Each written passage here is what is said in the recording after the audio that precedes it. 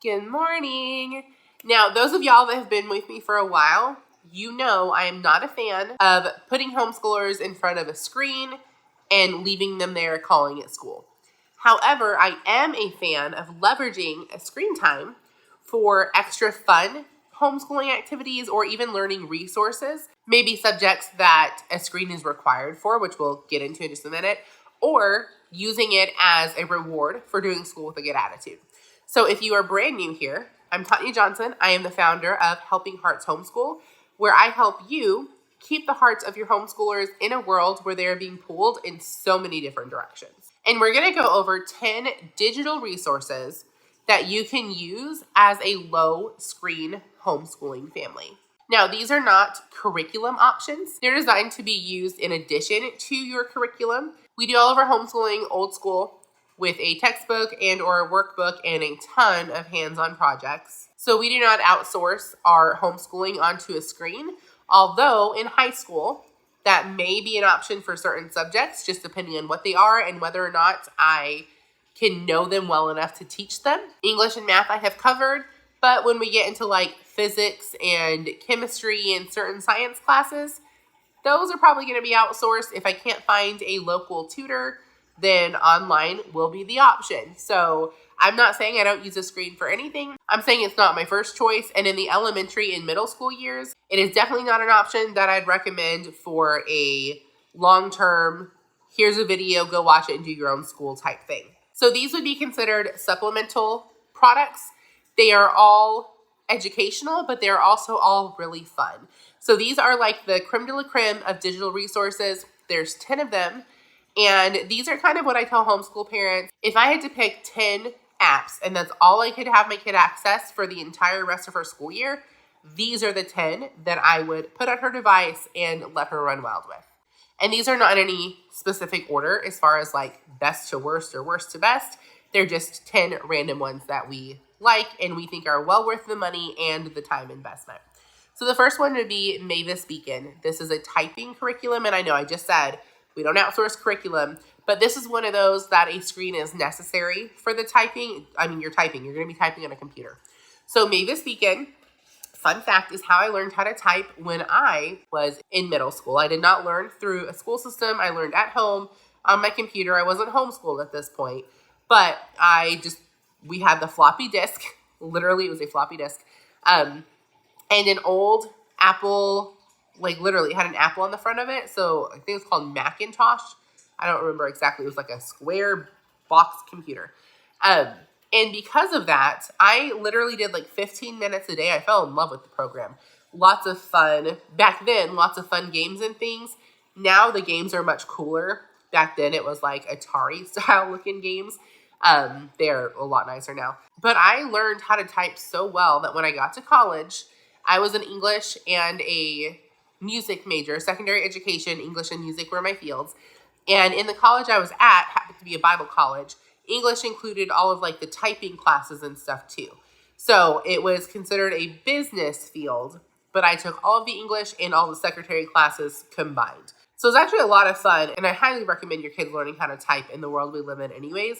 But Mavis Beacon allowed me to test out of the beginning keyboarding straight into keyboarding 2, which was basically unheard of unless someone had taken like typing classes through the Christian school that the college was attached to.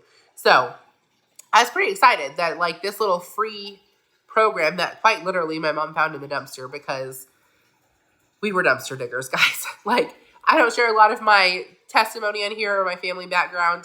I come from a really rough family background, and one thing that we did for fun was go dumpster diving. Now, you might have seen this on TLC and like, Extreme Cheapskates. We were definitely that family. We found lots of things in the dumpster. We found that Macintosh, not a laptop, computer in the dumpster, along with separate trips, along with this little floppy disk thing. So yeah, fun fact, I learned how to type for free on a dumpster computer. But anyways, Mavis Beacon has a program out that is, you can get a CD, you can also get just a digital code. That's what we did. My daughter has a Chromebook, so there's not a place for a CD drive, but there is but she has internet, so she can log on to the digital side. So she is actually going to be starting that in January. We are very excited. She's very excited about it, but I want her to start it when we start back to normal school and we are not doing all the holiday things, so she can consistently work on it every single day. So if you want to follow me over at Helping Hearts Homeschool on Instagram, you can kind of see the daily as we're using it and what we really think about it. But I am excited about it because I used it as a kid. So other than having better graphics and stuff, I know the actual program works. I'm just excited to see the new graphics and what my kid thinks about it on the fun side of it also. Now, the second digital resource I have over there is Tables Fables. Now, when my daughter started this, the company actually reached out to me to see if I would do a review on them. I said yes. We were not quite ready for multiplication yet. At this point, multiplication was the only option. So it actually wasn't a huge hit when we first started. However, we have recently gone back to them because now my daughter is heavy into multiplication and she was having a little bit of difficulty memorizing some of the facts. Now, what Table Fables does is they turn the numbers into like animals and drawings and things. I know it sounds weird, but if you have a visual or a kinesthetic learner, like this works. This works better than any program I've ever seen, and I've been in education for a very long time. So if you go over to the blog, and again, it's always linked down in the description, click over to the blog. It has all the freebies, all the links, everything we talk about in the video is always on the blog. And I did a review video for them. It shows in depth what the program is. If you want to go watch that, decide for yourself. I'm going to see if I can get a code to give y'all a certain percentage off. If I have been able to, that is also linked over there. I can't promise that because I haven't talked to them yet, but I'm going to reach out this week and see. And now, not only do they have multiplication, they have subtraction, they have addition, they have division, and they have fractions. So now, any math that your child is going through elementary-wise, you can go over there, you can find an easy-to-remember way to memorize all of the facts and all of the rules. So even if you only get the free trial that they offer, I would highly recommend going over there, clicking the link, and trying it out. See if it works for your kid. Well worth the money. I think it's like $7 or $8 a month. Like literally, it's the price of Netflix. But it's something that's going to help your kid with math through the entire 5, 6-ish years of elementary, depending on like what state you're in and what you consider elementary. Now, number 3 I have on here is called Epic. We do not personally use this. I have a friend that homeschools. Her kids all use this. They love it. She walked me through the program. I looked through the back end of everything. What it is a book app. They read the book to you, but it's on the screen. So you're reading along with them. The words are right there. And then they have so many topics, so many books. And then at the end of a lot of the books, there's actually quizzes. So you can see how well your child is comprehending versus just listening. Number 4 is OutSchool. A lot of you guys have heard of OutSchool. I have not used them yet, but I see them pop up all the time. We're going to subscribe to some classes in either January or February, again, when we get back to a normal school schedule. Now, they do have a ton of core classes. So if your child is struggling with math or English or science or whatever and wants some tutoring, that would be a good online tutoring type thing to do. But they also have a ton of fun classes. The one that I think we're going to be signing up for come January or February is how to draw squishmallows. My daughter loves squishmallows. She's obsessed with them. She also loves art and drawing. And so I think that would just be a good creative outlet for her. They are live classes, so they meet a certain amount of times per week. The one we're looking at, I think, is once a week for 1 hour. You hop on basically, I don't think it's actually Zoom, but like Zoom type thing. So she can see the teacher, she can see the other students, she can interact in the chat with this in a controlled little area. And then she can show off her artwork and, mingle with some kids that have the same interests. So OutSchool, great option. Go see all the different classes that they offer. Now, number 5 is Canva. That is not a traditional, put your homeschooler on this app, here's Canva. However, I use Canva a lot for work. That's what I use for all of my thumbnails. It's what I edited this video on. Any cool little graphics I put on the screen or video transitions or any of it are from Canva. So when my daughter started showing some of that creativity on her own, we started using Canva for things like book reports that she wanted to put a cover on. She has a writing project coming up for our co-op where she is writing a 5-paragraph essay on the book that she read. And she's going to design the cover page. She's going to do like the outline, and she's just going to make it look really pretty using Canva.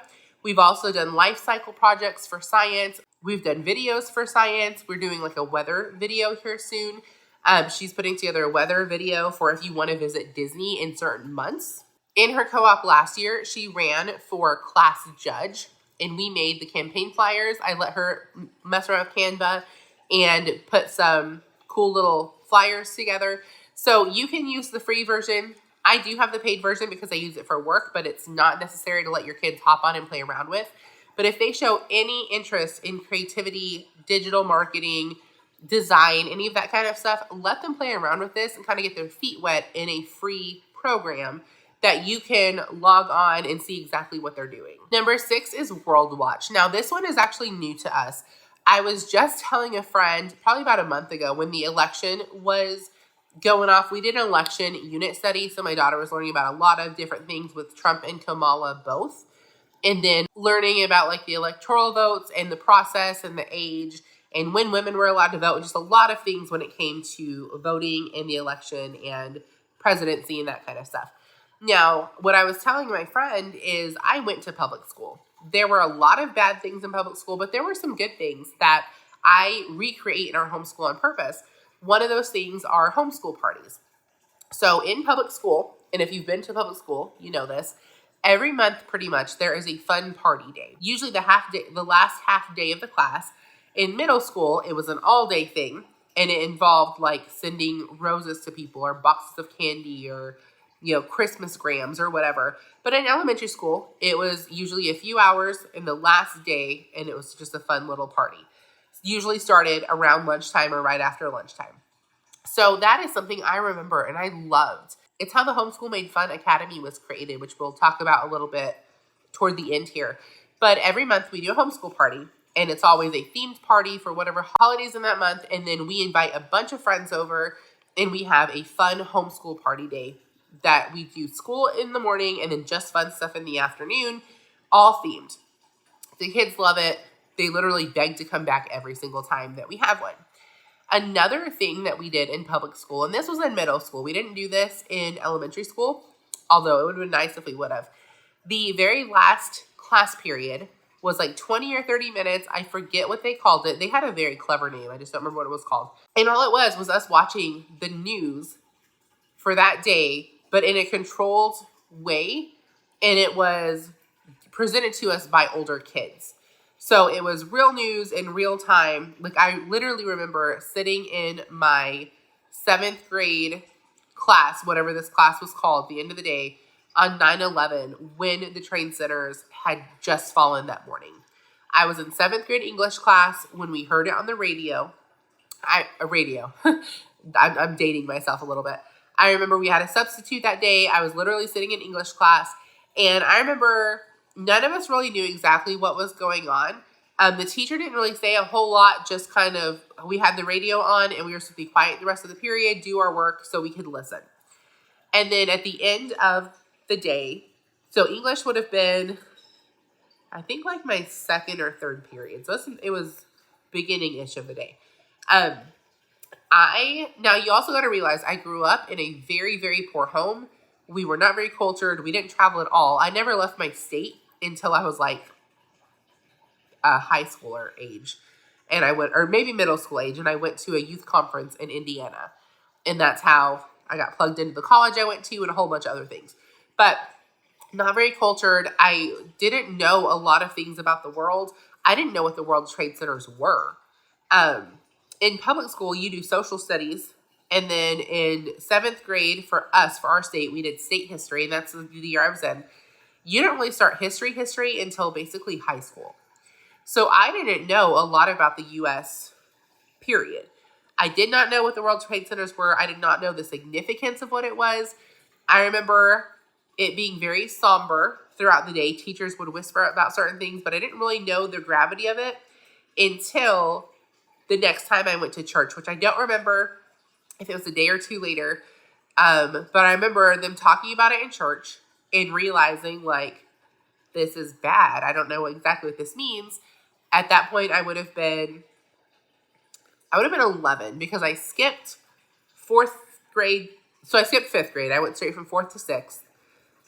No, I would have been 12 because I was 10 in 4th grade. So I would have been 11 in 6th grade, 12 in 7th grade.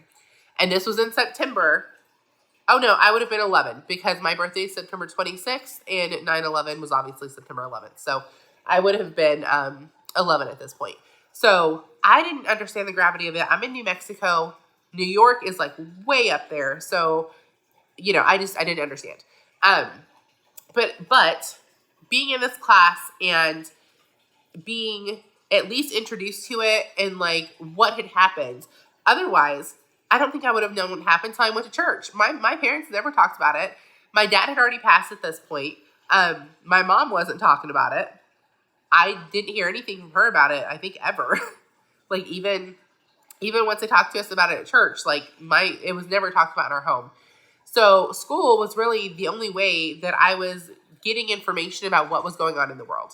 So that was a long drawn out way to say one thing I wanted to recreate in our homeschool was being able to have access to the news and having my daughter know what's going on in the world. But one, I'm a little leery of her watching just regular news programming because of the stuff that they throw in there a lot when it comes to the agenda behind it.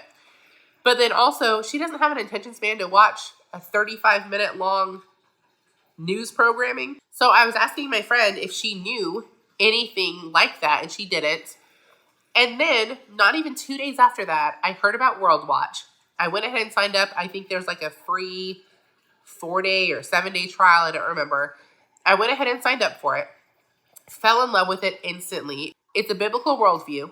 So they show real news in real time, but they always end with something to the effect, I don't know the exact words, but like basically whatever the news is, like God's will is always going to prevail. So doesn't matter if whatever we said today was bad that went on in the world, like there's hope. God is always going to prevail. His will and his plan is always going to come out on top. And it's 10 minutes a day. So it is every single day, Monday through Friday, 10 minutes. We've been watching it first thing in the morning when we come back from our walk. We'll put the news on we'll put World Watch on while we are making breakfast. My daughter asks for this. Like she asks every single day, hey, can we watch that news thing? And so she loves it. She loves feeling like she's knowing what's going on in the world. And I love that it is in a very kid-friendly manner and then has the biblical worldview attached to it. So what I've done is I have again, I think it's a 7-day trial that you guys can have for free. It's linked over on the blog. It is something I highly recommend every homeschooler. If you have a child that is 3rd, 4th grade or older, that you tune in and you start getting them used to knowing what's going on in the world without having that negative spin on it. Doesn't matter how bad the news is. Doesn't matter what happened in the world that day. God's will always prevail. And that is definitely a spirit that we are trying to keep when it comes to keeping the hearts of our homeschoolers. So head over there as soon as this video is over, get your 7-day free trial and see what you think about it. I'd love to hear in the comments what you think about World Watch. Now, the last few resources I want to share with you are done through a screen, but they are not sitting your child in front of a screen. So let me explain on there. The first one I wrote down is the Homeschool Made Fun Academy. Now, this is the one that I created and we use in our own homeschool. So every single month, you get a digital pack sent to your email. You can print whatever you want to use off of this. We have our party days on there, so everything you need to have your own homeschool themed party for the month. We have calendars. We have character charts. We have planners. There's a new themed planner for your homeschooler to track their homework every single day in there. There are habit trackers. There's also a bunch of fun sheets. So they're educational, like word searches, Mad Libs, that kind of stuff, but they're fun. There are also 10 math and literacy centers, brand new every single month, that are sent so your child can practice math and literacy skills. And these are K through 5th grade. So every month there is something for every single age group to be able to use. Examples of what we've done in the past is for November, we designed our own Thanksgiving parade. The kids absolutely loved this. We did this during our Friendsgiving homeschool party. We did a fall banner, and I will put that up here on the screen. It turned out so good. My daughter loved it. I loved it. like I did this with her and I thought it was so much fun. And then for Christmas, we are doing things like planning the Christmas dinner. There's a Christmas dinner planning sheet in there. They also get to plan a vacation for Santa, which what kid wouldn't want to do that, whether or not you teach Santa in your house and what capacity you teach him in. That's just a fun little holiday activity. For the new year, we're doing some goal setting sheets. So we're doing some fun like dream board type things. We're also doing biblical affirmations. And then when Valentine's comes around, we've got Valentine's cards in there. We've got a Valentine's shopping project. So again, every month, lots of new fun themed things in there. And again, that is through a screen, but not on a screen. So it's stuff that you can print out and let your kids use in the real world, pen and paper, markers, crayons, all that stuff. But it is considered a digital resource because it comes straight to your inbox. And then, of course, we also have our journaling pages attached to that. So if your child is doing gratitude journaling or if you want them to do gratitude journaling, all of the themed pages are included in that each month as well. The next one I have on here is Adventures in Odyssey. This is more of an Audible thing, although they do have where you can log in and like play games and things as well on there. You will love the values that your kids pick up with this program. I love that my daughter is learning how to be honest and how to have integrity and how to be a good friend and how to be a good daughter and all of the things by listening to these stories that they put on. This is another one that I grew up with Adventures in Odyssey, knowing what it was. And so I'm so glad to be able to pass that on to my daughter. They do also have episodes they can watch. So it's not just audio stories. They do have short episodes on there as well. And they even have a devotional book that you can read on there and answer questions and do activities online as well. The next one is Hoopla. Most people already know about this. It's a free app through your library. You can get so many free audiobooks every single month. Libby is another one that I've not personally used, but I know it's very similar to Hoopla. I have a lot of homeschool moms friends that prefer Libby instead. I believe you can check out more books per month than you can on Hoopla. I'm not sure. We are plenty happy with Hoopla, so we're going to keep doing that one. But it's worth checking into both of them. They're both free. See which one you like the best. Now, Audible is one that we use because sometimes you'll find newer books are not on Hoopla yet. Or really old books. Either way. So if you have one that's like not a common book, sometimes they're not on Hoopla. Or if you have ones that are brand new, they're not on Hoopla yet. So I do pay for Audible. I use it for self-development and things like that. So if there's a book my daughter really wants to listen to that is not on Hoopla, I may use one of my credits or just buy her the book on Audible instead. One of the most recent ones we did this with was The Diary of a Wimpy Kid. They had a new book come out. My daughter had listened to all the other ones on Hoopla. Once she listened to them, I went ahead and bought her The Diary of a Wimpy Kid, the new one on Audible, so she could listen to that on our walks. And then just the podcast app is the last one I put on there. Again, podcasts are free. There are tons of kid-friendly podcasts. I think I'm not going to do it for this video, but that might be something that I put out a video on just kid-friendly podcasts. If that is something you'd like to know, let me know. We have a ton that we listen to. I could easily put them together and do a whole episode on just kid-friendly podcasts for you. Personally, I love all of the book and podcast apps. Those are ones, my daughter has a limit on screen time. She typically gets 30 minutes a day of just like watching.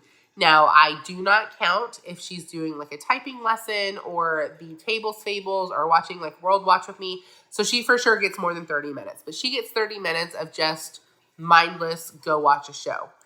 But the audios, I don't really monitor how much she spends on them. Typically, as long as she's doing something else. Like I don't want her just laying on the couch listening to headphones all day. But she loves to listen to them when we go on walks, when she does her chores. If she's doing like an art project, she likes to have them on in the background. We'll listen to them together when we're driving somewhere.